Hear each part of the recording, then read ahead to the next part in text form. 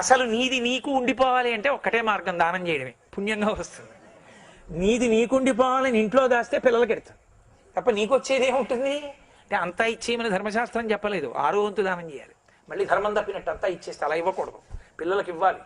కాబట్టి నువ్వు పుణ్యకర్మలు చెయ్యకుండా ఏదో ఉండిపోతాను ఏదో ఉండిపోతాను ఏదో ఉండిపోతాను శాశ్వత పరబ్రహ్మకల్పంగా ఉండిపోతానంటే జరిగే విషయం ఏంటి? పక్కింట్లో దొంగలు పడితే నీ ఇంటి తలుపులు 2 బాటలు తాళాలు వేసావు.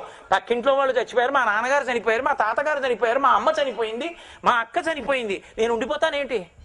నేను వెళ్ళిపోతాను వాళ్ళు వెళ్ళిన మార్గంలోనే. ఇది ఉన్నంత కాలంలో నేనేమైనా చేస్తే, ఇదొక్కసారి ఈశ్వరుడు తీసేశాడా ఏ ఉపాధిలోకి వెడతానో. అందుకే బాగా జ్ఞాపకం పెట్టుకోండి, ఇది ఎర్రశిరాతో అండర్లైన్ చేసి, ఒక్క నరజన్మయందు పునర్జన్మ ఈశ్వరుడు నిర్ణయం చెయ్యడు. నరజన్మకి పునర్జన్మ ఈశ్వర నిర్ణయం కాదు. ఆఖరి ఊపిరిలో మీరు ఏది స్మరించారో చెప్తాడు ఆయన. నీ బతికున్నంత కాలం దాన్ని పట్టుకున్నావు, రుచి వాసన కింద దాన్ని స్మరించావు, దానికోసం నీకు మనుష్య శరీరం ఎందుకని అడుగుతాడు. మనుష్యుడికి మాట ఉంది. ఎప్పుడైనా మంచి మాటలు చెప్పావా? ఎవరైనా ఓదార్చావా? అహంకరించకుండా మాట్లాడావా?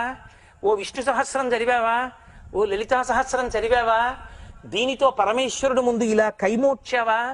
ఎప్పుడైనా ప్రణిపాతం చేసి నేల మీద పడి నమస్కరించావా? ఈ భుజం మీద ఈశ్వరుడి పల్లకి కొమ్ము పెట్టుకున్నావా? ఓ దీనుడి కళ్ళు తుడిచావా? నీకున్నదాన్ని పెట్టి అవతలవాడు అనుభవిస్తుంటే సంతోషంగా నువ్వు చూసావా? ఏమీ లేని దానికి ఎందుకురా నరజన్మ నీకు?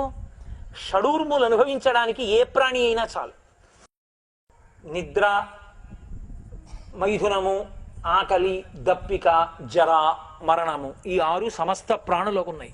కాబట్టి ఆ షడూర్ములు అనుభవించడానికి ఏ ప్రాణి చాలదరా? వెళ్ళి ఇంకో తిరియక్కులోకి అంటాడు. తిరియక్కులోకి పోతాడు. మళ్ళీ కొన్ని కోట్ల జన్మలు ఎత్తితే కానీ మనుష్య జన్మ లేదు. అప్పుడు మాత్రం నీకు శాస్త్రంతో సంబంధం ఏర్పడుతుందని ఏం తెలుసు? పోనీ ఇన్నాళ్ళు ఉంటానని తెలుసా? నిత్యమా జీవితము నీటిపై బుగ్గ. నీటి మీద బుడగ ఎంతకాలం ఉంటుందో ఎవడికి తెలుసు? ఎవరికి తెలియదు. దంతంబుల్ పడనప్పుడే తనువుయందు ఆరూఢియున్నప్పుడే కాంతాసంఘము రోయనప్పుడే జరాక్రాంతంబు కానప్పుడే వింతల్ మేన చెరించునప్పుడే కురుల్ వెల్వెల్ల కానప్పుడే చింతింపన్వలమి పందాంబుజములన్ శ్రీకాళహస్తీశ్వర అంటాడు దుర్జటి.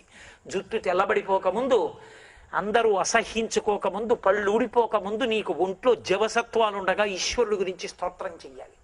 అప్పుడు ఈశ్వర సేవ చెయ్యాలి. లేని నాడు నువ్వేం చేస్తావు? వయసుడిగిపోయిన తర్వాత ఆచమనం చేయడానికి చెయ్యునికి పోతుంది. ఈ చేతిలో నీళ్లు వేసుకోలేవు, వేసుకున్న నీళ్లు కంటికి కనపడవు.